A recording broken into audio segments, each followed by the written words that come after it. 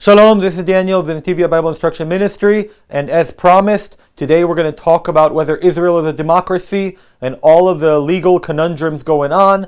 This is going to be a big one, this is going to be a long one, so bear with me. And for additional background, I highly recommend you look at the January 27th video about the Supreme Court versus the government struggles. And let us begin.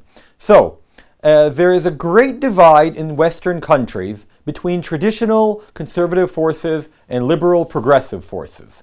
Now, this is not new, but in the last 20 years, it's much more public and polarizing due to the rise of the internet and specifically social media. This is true in the United States, Europe, South Africa, Israel, Australia, basically all the Western countries.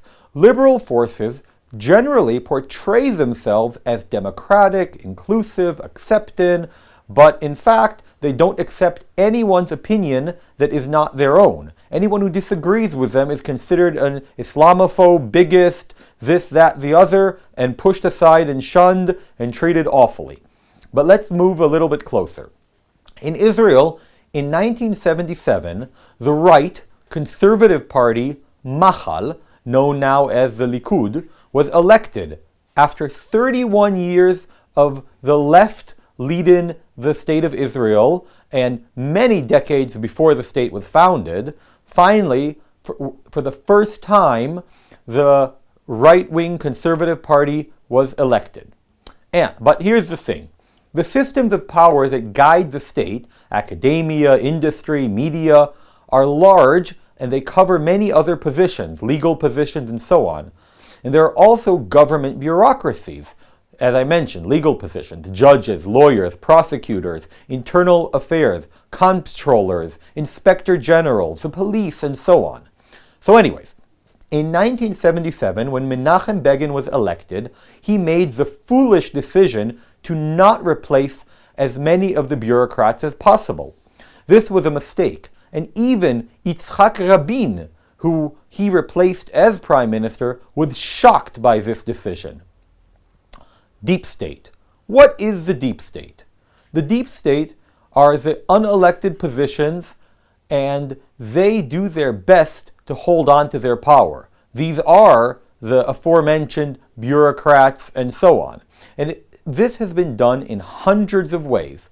For example, we spoke about the showdown between the High Court and the Parliament, where the High Court insists on having control over who gets elected to the High Court, meaning the court and the judges that exist replicate themselves and do not allow any plurality of opinions. By the way, throughout this video I'll be speaking about the High Court, which is also known as the Supreme Court, so please allow me to use that interchangeably. And this replication happens through the grooming and the requirements to hold on to the positions. For example, the judges select the assistants, which they groom, and then they are selected to join them as judges in the future. Or unofficial requirements. For example, to be promoted in the IDF above the rank of full colonel, aluf mishneh, you have to be included in the far left liberal 2-year program, a program that only selects candidates which conform to its worldview. And thus, if you look at the brigadier generals and above, major generals and also the lieutenant general, the chief of staff, and you can see that almost all of them to a man are replications of the same worldview, such as land for peace, and Arabs don't really want to kill us, and they want economic success, and all kinds of falsehoods. In the Israeli left, progressives hold the vast majority of power positions. Today, what we are seeing in Israel is the struggle between the elected representatives of the people, that is, the parliament, and between the unelected who want to hold on to their money, power, prestige, and so on. These unelected do everything that they can to bend the elected to their will, whether it's false allegations that are blown out of proportion by media and are prosecuted, versus, of course, the left that doesn't have widespread media attacks and are never prosecuted. But this coordinated and well-funded campaign and accusations and poison and toxicity is only one-sided. There are wide-scale riots that get ignored by the court and the police, and should the police ever choose to arrest anyone from the riots, they are not prosecuted and they are released. And once again, this is in contrast to when the right riots and the police is extremely brutal in its response.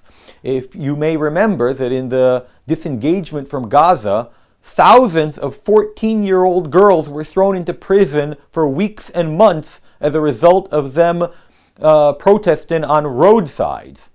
And in contrast to that, no one has been charged in the last year and a half for blocking main road arteries, number 20 roads, the Ayalon, roads in Jerusalem, burning the roads.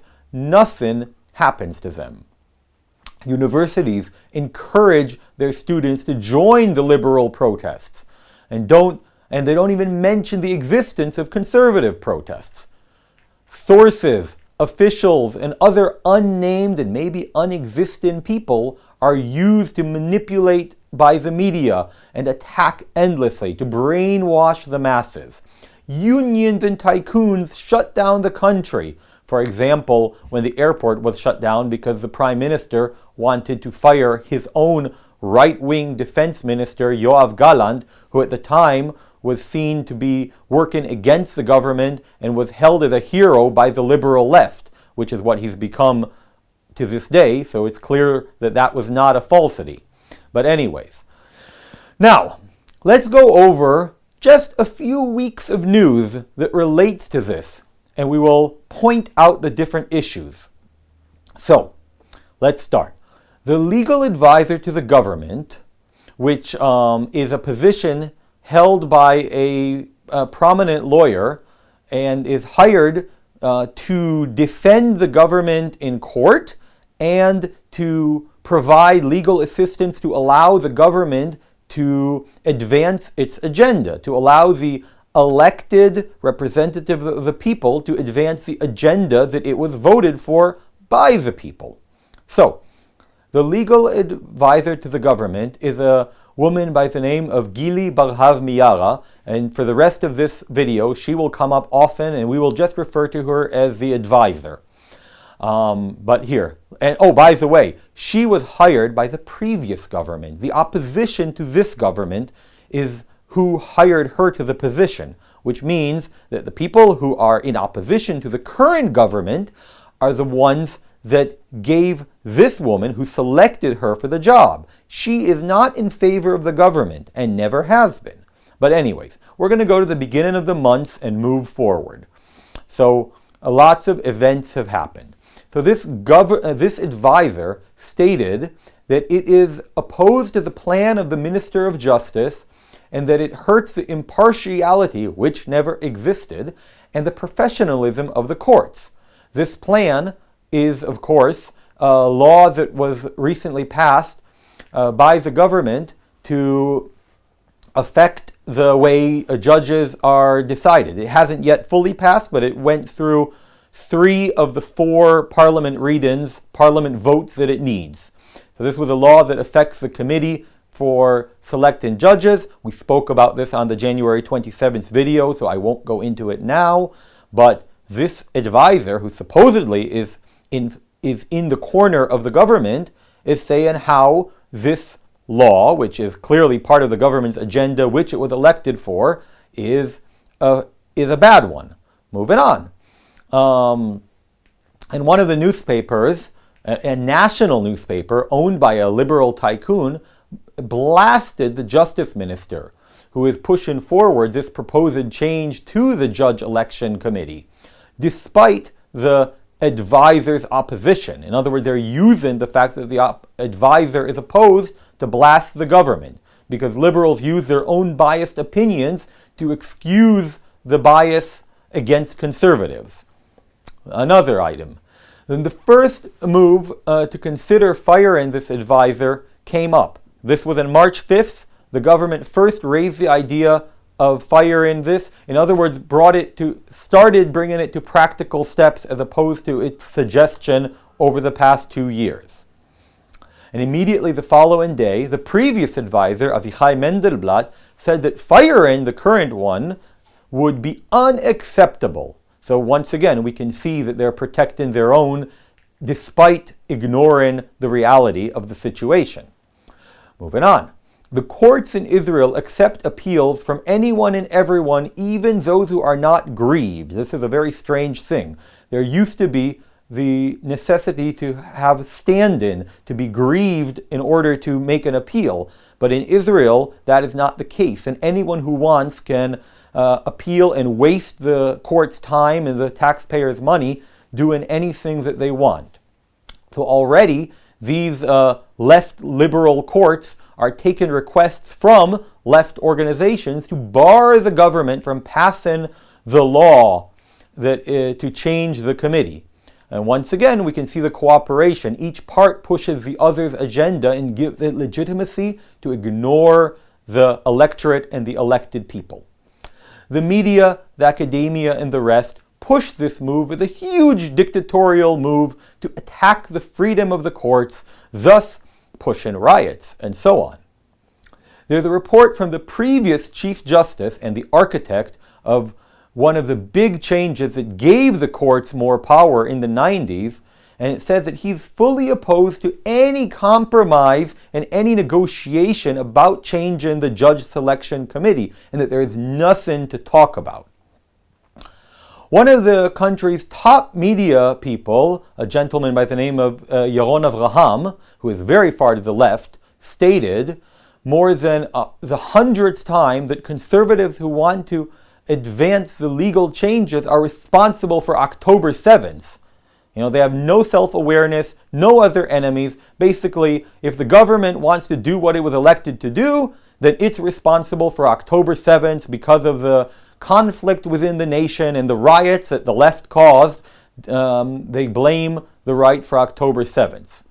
Now, there's never a conflict of interests among the left. They are unbiased. They are divine. They cannot make any, there's no conflict of interest. But yet, here's a request to the advisor, again, the legal advisor, to recuse herself from matters of the Committee of Change. Now, obviously, this request is ignored because there's no conflict of interest.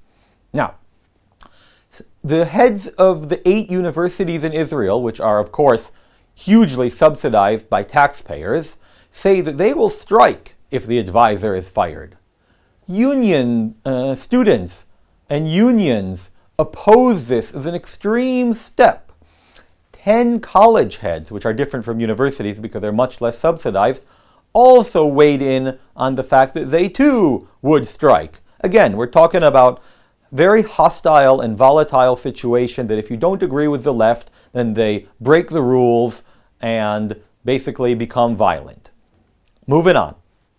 The High Court demands that the government explains the new law on how the Inspector General for the courts is selected. In the past, he was selected by judges. No conflict of interest there.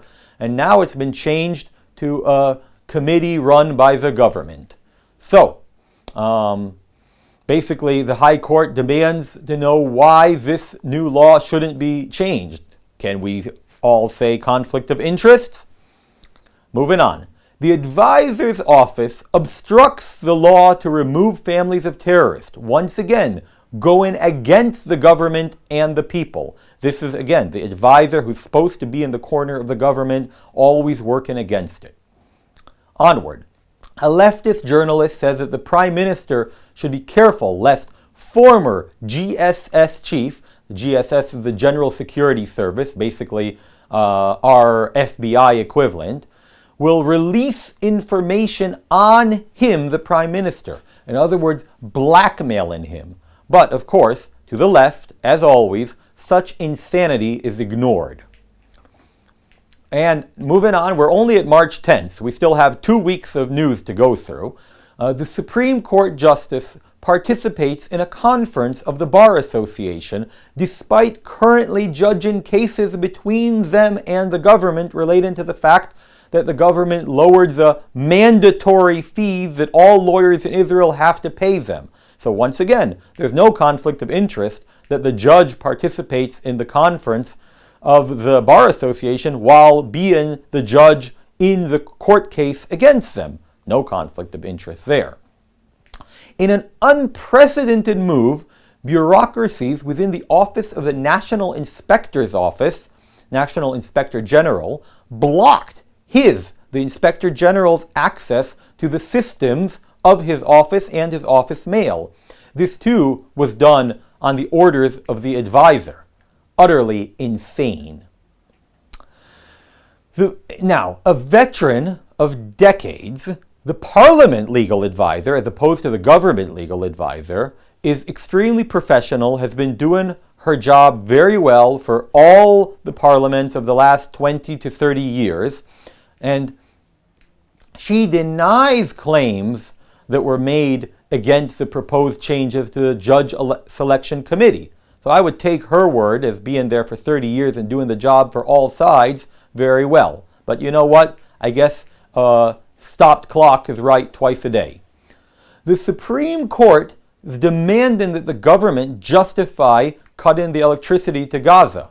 Now, this is just another example of how the court is fighting against the government even in the war. And I'm not even going into all the places where the rules of engagement are controlled by legal prosecutors and bureaucrats, and as opposed to the army itself. We're not even going in there. It's been proven over the years that Israel is by far the most humane army in the world today, and we don't need to go into that again, but it's just another example of how this octopus is stretching out its tentacles and touching on everything.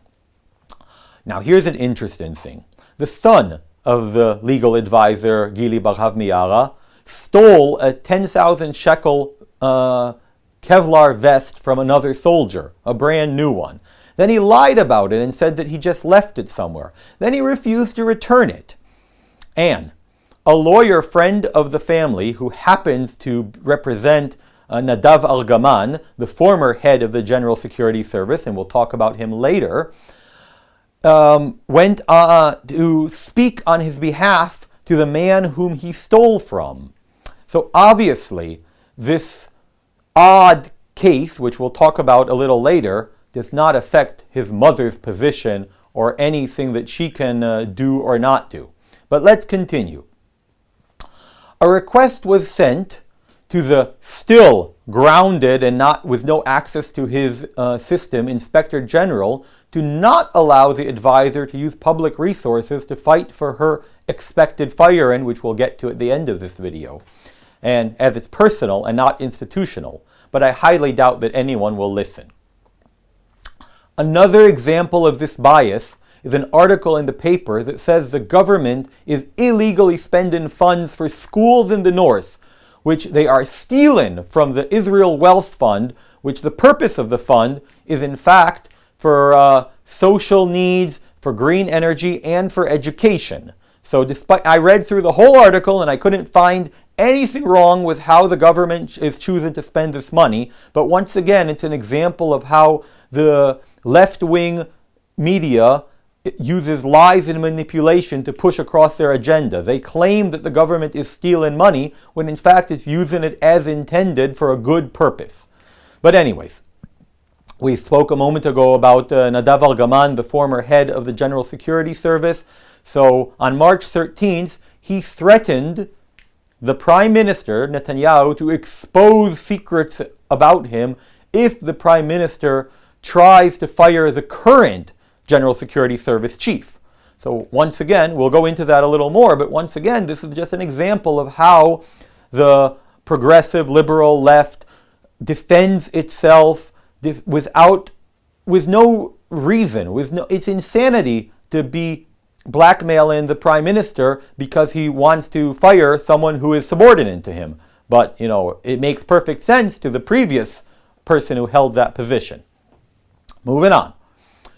After that threat, the parliament speaker, Amir Ohana, said, and this is just, I find it a cute statement, it's not exactly news, but it's worth saying, that there are two types of people in the world.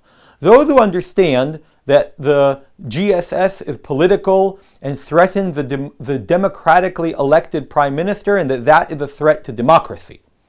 And two, there are those who just don't care. Now, let's all act surprised, but the advisor is opposed to investigating former GSS chief and his threats against the prime minister. And even though there is legally no place for her to get involved, as he is the former and not current chief, in other words, he holds no position, she is opposed to it. I wonder why. Maybe it has to do with the fact that his lawyer is helping and representing her son in his theft. Conflict of interest much? Anyways, nevertheless, thankfully, the police took advantage of the fact that he has no position and moved ahead and did at least one interrogation of this former chief. And this is because, as the police says, that in the past, the advisor, Miara, has prolonged investigations against the left and liberals and dragged them on. Moving on, and just an update, we're already on March 16th, so we're moving forward. For over a year, the advisor has not published her event calendar as legally required. But once again, we see that what is illegal for some, in other words, the conservatives, is perfectly legal and fine if you're part of the right people, in other words, the correct people, the left, the liberals. But anyways, a new investigation against the Prime Minister's military attaché, Major General Roman Goffman, claims that he used a 17-year-old as a CI against Islamic and terrorist forces without authority for 3 years. Now, it's worth noting that the Army prosecution was aware of this from the very beginning and did not object to his promotion from Brigadier General to Major General. But now, 3 years later, they want an investigation. This is another example of how lawfare is used against the government and against the Prime Minister. In response to the Prime Minister aiming to fire him, the GSS chief says that he will not resign, his loyalty is to the people and not to his boss, the Prime Minister, who was elected by the people, and he will not leave until the hostages are returned, meaning that he takes his primary goal to return the hostages and not anything else such as destroying the Hamas or defending Israel, which is actually his job. And he also insists that the government and Prime Minister need to be investigated. Wait, what? In any case, this response, of course, is all the proof that we need that he should be fired, because this is not the response of someone who is subordinate to, selected by, and answers to the Prime Minister and the government.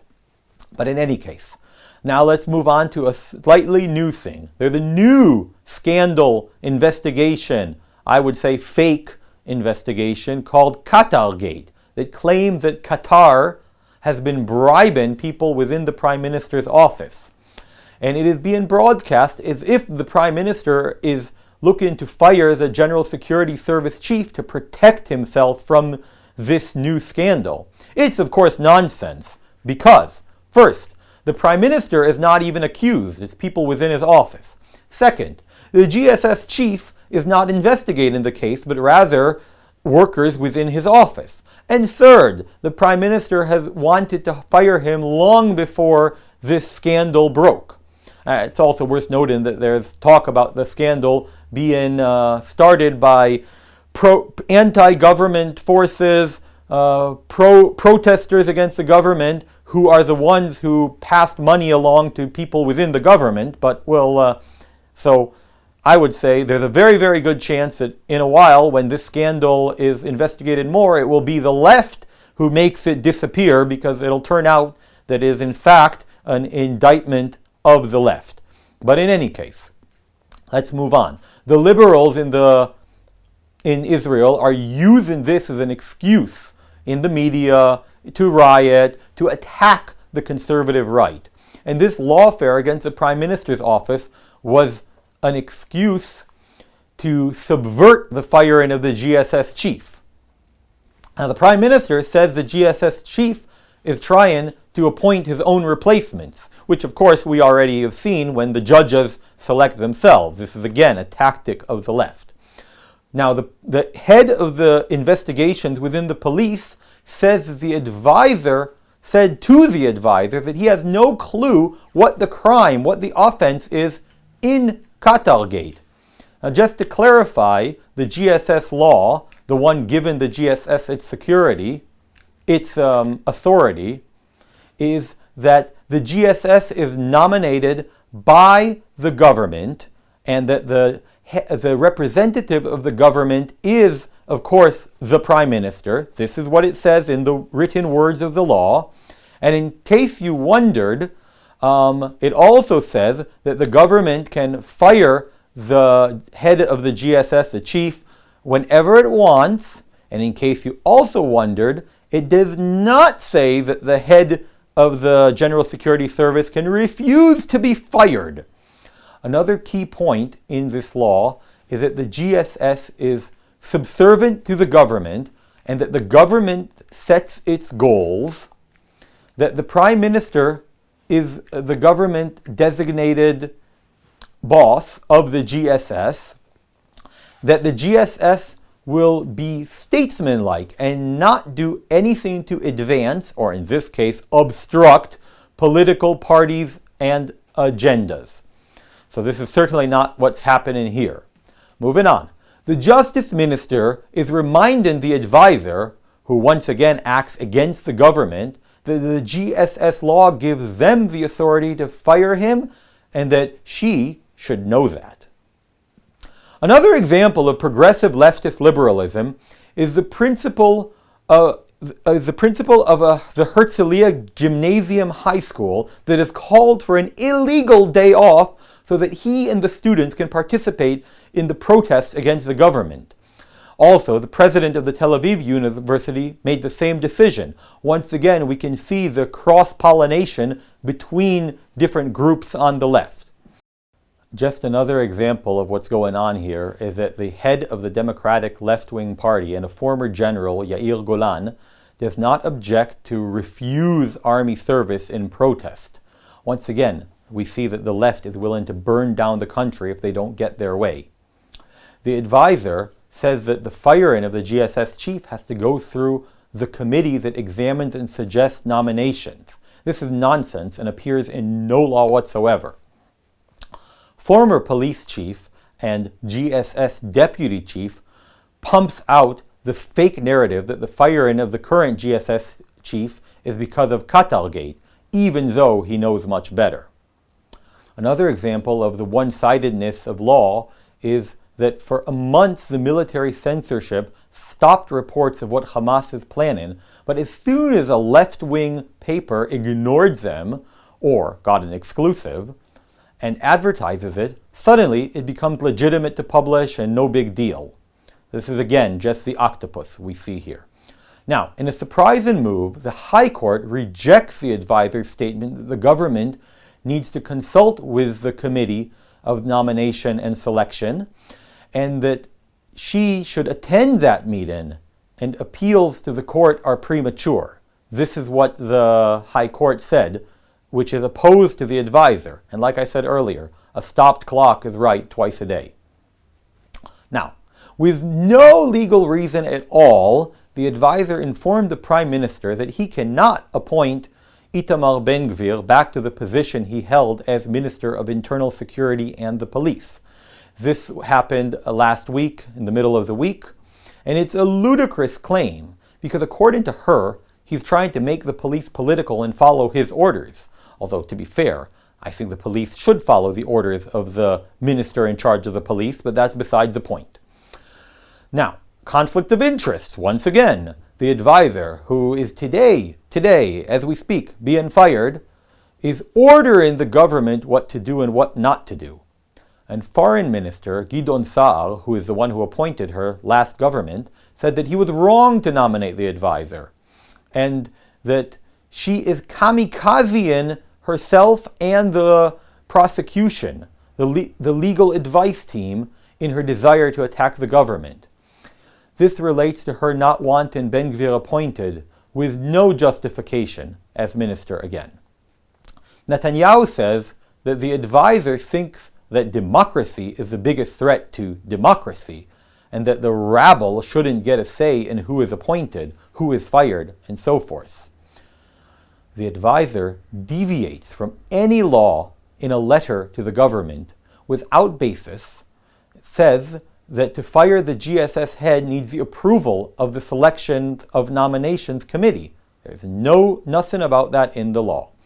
And in a letter, the government replied that the advisor is stepping out of bounds and given opinions and orders that countermand the Supreme Court rulings about the firing of the GSS head, as well as earlier in the week about the hiring back of the Internal Security Minister.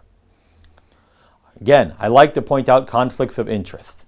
The advisor personally managed court appeals related to former GSS head Nadav Argaman, the one blackmailing Netanyahu, and the two have long personal family history. And his lawyer, as I mentioned earlier, is representing her son in this stolen vest scandal. We're already up to March 20th. Former Chief Justice Aaron Barak, one of the chief architects of the judicial dictatorship that we live in, says that the firing of the GSS chief and the advisor is illegal because lack of trust or faith is not cause to fire them. He then goes on to say that we are heading to bloodshed and civil war. This is just another example of the left threatening violence if they don't get their way. BLM riots, anyone? Former leader of the left-wing Labour Party and current president of Israel shows us once again how twisted the left is. In an effort to stop the conservative right from doing what it was elected to do, he says that you cannot make one-sided moves that cause strife, take away from the left's power, in other words, while sending soldiers to war, claiming that these one-sided actions are being taken, ignoring the fact that it takes two to tango and the left has been holding on to power forever. Just another example.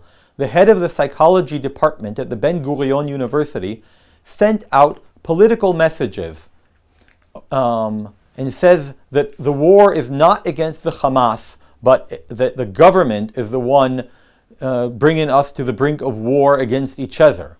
And this is how deranged the left is, because they see the government of Israel, elected by a majority of people, as a bigger threat and bigger enemy than Iran, Hamas, and anyone else. So, on March 20th, the government officially decided to end the term of GSS chief on April 10th or sooner if a replacement is found. Everything that we said up until March 20th was just the brouhaha and talk about it. So we'll see how that develops. The head of the GSS himself declined to come to the meeting that the government, his boss, invited him to. Instead, he sent a letter saying how he's loyal to the people and not to the government. Let's see how leaders of the left, who claim to be so democratic, respond. So Yair Lapid from Yesh Atid says that this firing is only to stop Qatargate, and how can people fire their own investigators? We spoke about that before and refuted it. We will appeal to the Supreme Court. Of course you will. Yair Golan from the Democrat Party and a former general says that the GSS head, the letter that he wrote, is an indictment of the Prime Minister. And according to him, it says the Prime Minister is a danger to Israel's security. 2 days later, Yair Lapid once again says, if the government does not respect the courts, it is criminal, and the country should be completely shut down. See the violent reaction? And Yair Golan once again says, there's no way back. This is a battle for the image of the state, or his own self-reflection. Ehud Barak, former Prime Minister and former leader of the Labour, calls on the advisor to expel the Prime Minister, to remove him from the position of Prime Minister. He's not the only one, but we'll get there later. The Prime Minister says he doesn't trust the GSS chief, Ronen Bar is his name, first time I've mentioned it today, and that the direction he has taken the country, nor that he will inform the Prime Minister of relevant information. This is because on October 7th, according to many investigations, the head of the GSS, Ronen Bar, already hours before the attack was aware of it, based on phone calls and meetings and the fact that he sent certain units to extract people from settlements in the Gaza envelope. And nevertheless, there was no message sent to the Prime Minister. There was no urgent phone call to wake up the Prime Minister. So that is what Netanyahu is mentioning when he talks about this. It is also unacceptable that the GSS chief is advancing public inquiries and investigations. And if he'd worked as hard as he is now to keep his job at his job, maybe we would have not had the massacre of October 7th. Internal Security Minister Itamar Ben-Gvir says that 2 GSS workers come to every weekly meeting he has, and they say nothing. They report nothing. And when he asks them about it, they said their job is to write down every word he says and pass it along to the chief. To spy on him. Now, let's get some responses from what's going on in the country. Union Boss says that if the government doesn't obey the courts, this is a red line and they will shut the country down. Once again, we see the left defending itself. The head of the kibbutzim, a left socialist, communist, communal agricultural settlement, says that if the government doesn't respect the court's decision, and I have to mention that we are talking about the court decision. Obviously, we all feel the courts could be respected. But I remind you, go back to January 27th video and you'll see that the court elected itself, ignored the laws, selected its own president against the laws, and so on and so forth. So our courts here are questionable at best. But in any case, if the government doesn't respect the court's decision to not fire the GSS head, they will shut down the farms and factories and will riot in the streets. The Bar Association head says that he will shut down the courts if the government disobeys the Supreme Court. I remind you that the advisor, who is one of the key figures here, is defending the Bar Association against the government, trying to make them slightly less dictatorial, in that currently every lawyer in Israel is forced to be a member and to pay high fees, which is of course absurd. But anyway, so they are defending her, she defends them, it's just a circle. Former Supreme Court justices says that the advisor is close to removing the Prime Minister, that's what Ehud Barak said, similar to the US Article 25, under a clause that in theory is only meant for medical situations when he's unable to function. But, whatever, let's get rid of him. Former Supreme Court justices pen a letter that says that firing the advisor risks the foundations of the rule of law and decent government. Once again, the left, the system defending itself. Left journalist is comparing Netanyahu to Hitler with pictures of Nazi events and photos and so on. But as we see, since he's on the correct side of the political map, nothing happens to him. Once again, what we are going on here for 30 minutes. A letter from February 10 shows that already then the GSS chief couldn't provide the Prime Minister with the October 7 inquiries he asked for. He claimed that 2 weeks was not long enough. And then what the heck has he been doing for the last 15 months? And this is proof that the Prime Minister was not pleased with him and already then wanted to fire him, and this has nothing to do with Qatargate. The left, of course, views all of this as Prime Minister Netanyahu protecting himself and causing a tear in the nation like the one that they claim caused October 7th. They fully ignore the fact that they and their riots and refusal to serve in the army did much more damage. They ignore that the army and the GSS failed in their job, failed to warn the Prime Minister, failed to listen to those few that did warn about October 7th. In their twisted minds, which get pumped out via all the positions they hold, this all proves Netanyahu is a bigger danger to Israel and its democracy. They do not see that they are already subverting the will of the elected and the democracy that we hold dear. And I want to summarize with a few connections between the liberal and left that make it clear that this apparatus of power grabbing needs to be broken down. The advisor, Gili Barav Miara, is opposed to the changes in the Bar Association, the changes to the judges' selection in the courts, the firing of the GSS chief, the hiring of the internal security minister. She grounded the inspector general and is looking to remove the prime minister. She doesn't prosecute the rioters, protects the media when they accuse the prime minister of being Hitler. The courts ban the firings of the advisor of the GSS chief, allow endless and useless appeals, protect terrorists and illegal worker migrants, waste 3 days every week with the Prime Minister's time in blatantly false and useless court trials. Former court members attack the government and give fuel to the media. Sure, they're unbiased, the judges are great, we love our unbiased judges. The Bar Association threatens to shut everything down if the advisor or the GSS chief are attacked. The unions shut down everything when the GSS chief is fired, or even the right-wing defense minister is fired by his own boss. The academia encourages students to strike and protest, and they say they will shut down. The media attacks everyone and all the government actions and defends everyone else. They blame October 7th on the government, dividing the people, ignoring when the left calls for bloodshed and destruction. And this is just the tip of the iceberg, just a taste of what happens here in Israel.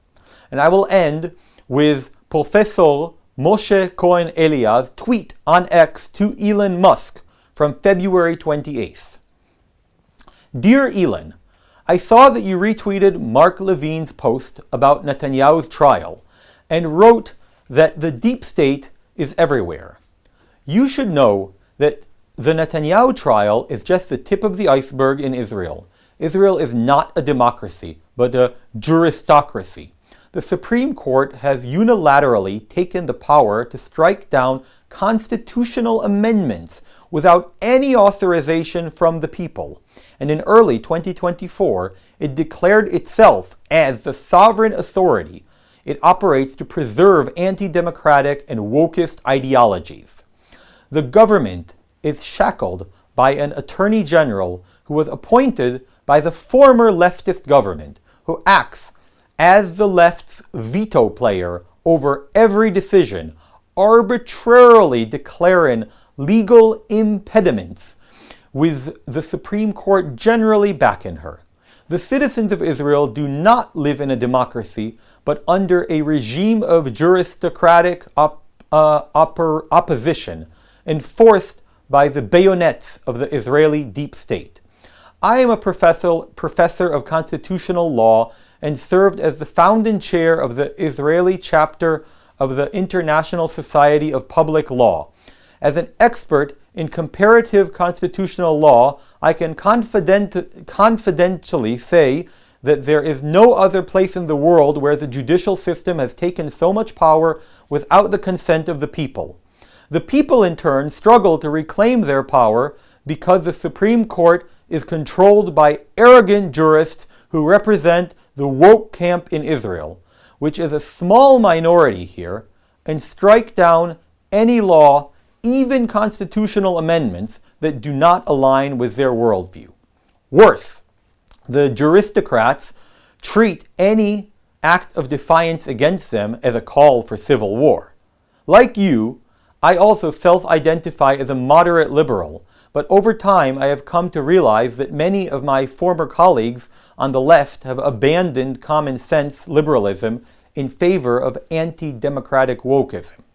I understand that you are reviewing political expenditures in the US budget. You should take a close look at the agents of Israeli juristocracy, the very organizations that engineered the democratic erosion culminating in the early 2024 Supreme Court ruling, which declared that the judges are the sovereign authority and can strike down constitutional amendments without any authorization. Here are the key legal organizations involved. 38 organizations affiliated with the New Israel Fund, whose former CEO also served as the top senior U.S. aide, the movement for quality government in Israel, whose budget saw an unprecedented increase in 2023. The Israel Democracy Institute. You're familiar with the woke playbook. They use the word democracy to describe something completely opposite. And the Forum of Law Professors for Democracy, actively involved in undermining Israel democracy. If you're looking for further evidence, I invite you to read the first reply below, which includes the guilty plea of law professors forum representatives, offering the clearest admission of their role in dismantling Israeli democracy. I'm not calling on you to support personal sanctions against these organizations or their members, at least not at this stage. However, transparency would greatly benefit the people of Israel in understanding how Israeli democracy was dismantled in 2023. Professor Moshe Cohen Eliah is someone who I've followed for the last few years. He, years ago, was very far on the left. Today he's moved to the center, or what leftists would call to the right. I met him a few days ago, and he's a very kind and pleasant individual. And obviously, I couldn't have said it better myself. Israel is no longer a democracy. Please pray for us. Please pray for Israel, for Netivyah, for unity in these trying times. And if you found this interesting and long, share it with your friends. Like, comment, and I'll try to answer. God bless you all. Shalom.